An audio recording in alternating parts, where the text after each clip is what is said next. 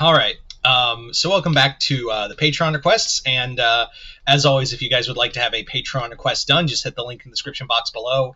Head on over to my Patreon, hit the third tier, that'll allow you access to do so. But other than that, let's get started with the video, and this first one comes from Major Mercury, who asked me to do a Star versus Warhammer crossover, and this kind of ends the whole Chaos Gods things he's been doing lately. The first one was with Khorne, then it was Tzeentch, then it was Nurgle. Now we come to the last one on the list, the Lord of Excess herself, Slaanesh. So let's get started. So the story begins with Marco and Star coming back from another adventure, and they discover that Muni's been kind of in a state of turmoil as of late. Essentially, what's going on is that Star has been, Eclipsa has been ordering guards to start cracking down on the Mumin people, and she doesn't know why. There's no rhyme or reason as to why Star why she's doing this, why Eclipsa has been doing this as of late. So she's just kind of all confused about the whole thing. She's like, okay, what's going on? So she goes to talk to Eclipsa, and she's like, what the hell are you doing? What is all this? And Eclipsa's like, look, you were gone for a bit, and I know it looks bad. But I'm gonna tell you it's justified. So basically, Eclipsa explains that as of late, what's going on is that the people of Muni have been apparently creating these new cults called pleasure cults. And Star's like, okay, people are just throwing orgies. I don't think that's kind of a, justification to arrest them. And she's like, no, Eclipsa's like, no, you don't really understand. It's more than that. If they were just weird sex cults, just leave them alone. But they're killing people. They're maiming and killing people, even children. And they're taking it out on a lot of monster children as well. So Mumi and monster children and even adults are being kidnapped for these cults to just do what they want with them.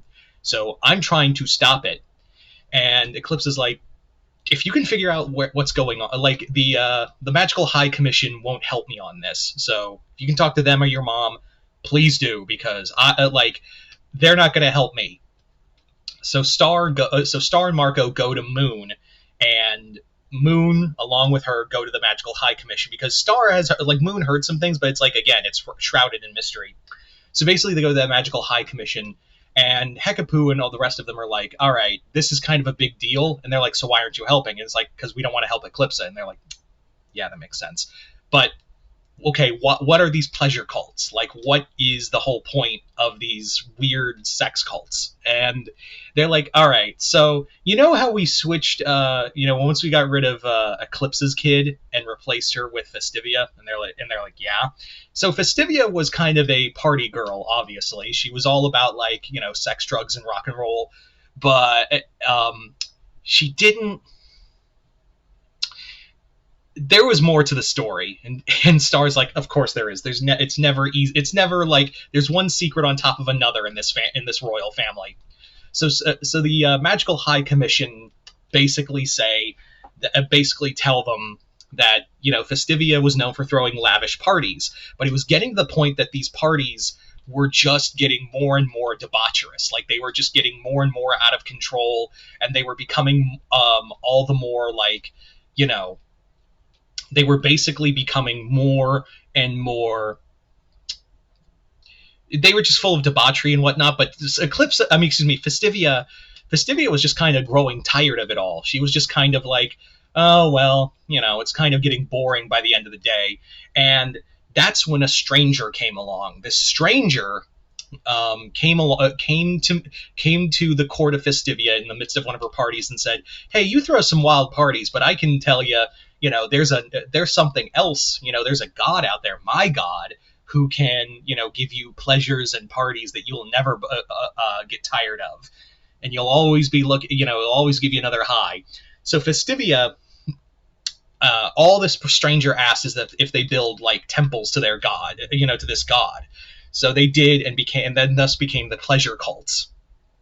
And they started partying harder, and Festivia even became became a queen of Muni and a priestess to this god. It got so bad that in this struck record, they did like they basically said like Festivia was an okay queen and all that, but in reality, Glossaric literally stepped in and revoked her queenship and her magic, and actually banned it, and actually uh, like forced her and the magical him and the magical high commission had to step in and remove Festivia from power and have her daughter take over sooner than later.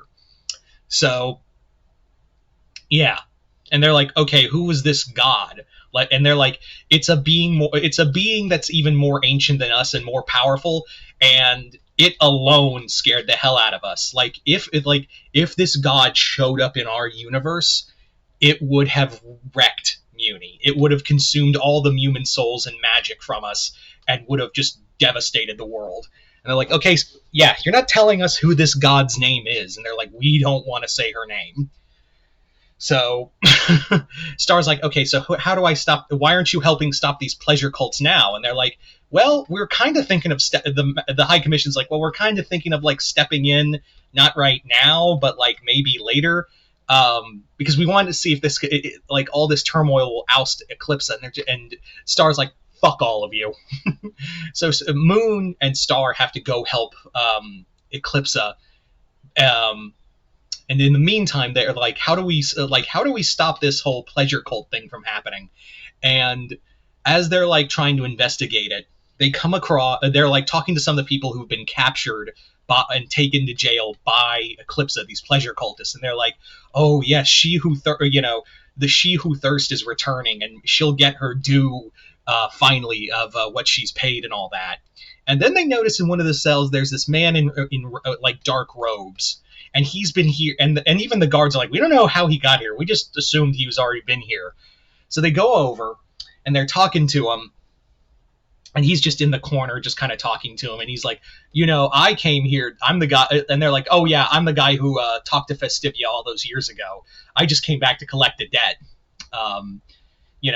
Once a debt is made, a debt must be paid and all that. And they're like, well, who, if you're here, like, it's not, you're kind of dumb for, getting yourself locked up all this time.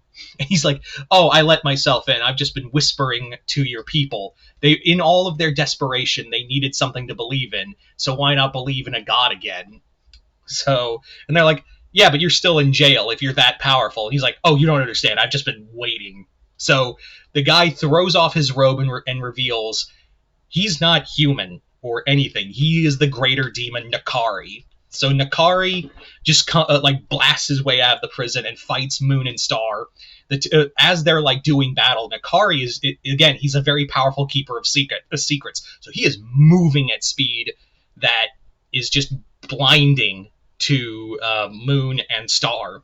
He's moving faster than either of them, and his magic is beyond them. Like as powerful as the wielder, as powerful as Moon and Star are with their own inherent magic, Nakari's just on another level. He is just moving he's moving faster. He's casting dark magic, and he's even like letting the other pleasure cultists out of the prison. He's letting them out and letting them try to attack them. They're trying to fight them, and Nakari's just like, you don't get it, do you? My God, she will feed on your world as she is fed on the elves of Ulthuan. Like she's like, my God is going to come here and take your world for all it's worth, and you will know endless pleasure through agony. So during the fight, Nakari like singles out Star, and he's like, I can see into your mind and how it's like tormented by, wants and lusts of their own. You don't want to be, you gave up the throne of Muni because you didn't want the responsibility to be queen. It's not like some obligation. You just wanted to pass the buck off to Eclipse because you didn't want it and you saw an outing. But there's something else too about it. You feel conflicted with your boyfriend Tom and your friend Marco.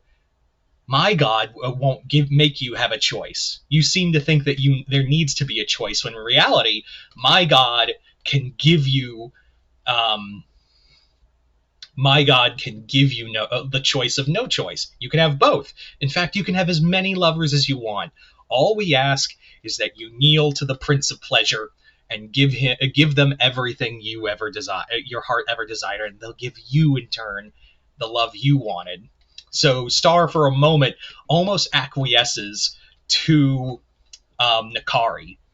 But then she finds then she remembers, oh no, this is a bad idea. This is how he tricked Festivia. So she fights back, and in the midst of it, Eclipsa then shows up. She finally shows up with the wand, and all three, Eclipsa, Moon, and Star, now with all three of them, they're now on even field with Nakari. So as they're fighting, Nakari's just kind of saying all this and that. He's just and Eclipsa points out we aren't Moon and Star may be related to Festivia, but I'm not. I was the original Queen of Muni, and I have no debt. I hold no debt to you. Your debt, your god has no claim over this throne as long as I'm sitting on it. So you go back to your realm and tell your god I'm not interested. And they just start they blast him, and Nakari and the other cultists who are the humans who are just oh my, we can't live without our god, we can't live without him. And Nakari's just all right, I'll go, I'll leave for now, but remember what I said, it's the options on the table, Star. If you ever are interested, come give my god, all you have to do is call to my god and she'll listen. So he opens a portal, takes the cultist. He's I already got it. We have enough souls for now, but we'll check in on you. So Nakari leaves, and at the end of it, they're just man, wow, that was too close. And Star admits to Eclipsa that, yeah, there was a part of me that kind of just passed the buck off to you to be queen because I didn't want to be. And she's it's all right. I kind of needed this experience too. But it makes me wonder, did they ever tell, the Magical High Commission ever tell you this god's name? And they're no, I don't think I want to know it. But in the during the fights, Nakari did whisper the god's name to Star, and at night when she's thinking about it, she just says Slaanesh. So there you go, guys. That is the Star versus Slaanesh story. You guys tell me in the comments below what you guys think of it. I'd like to give a shout out to Major Mercury for this Patreon request, as well as this was his last Patreon request for a bit, so I wanted to honor it. But other than that, hope you all enjoyed this. I'm Mr. Multiverse. I'll see you next time in the Multiverse.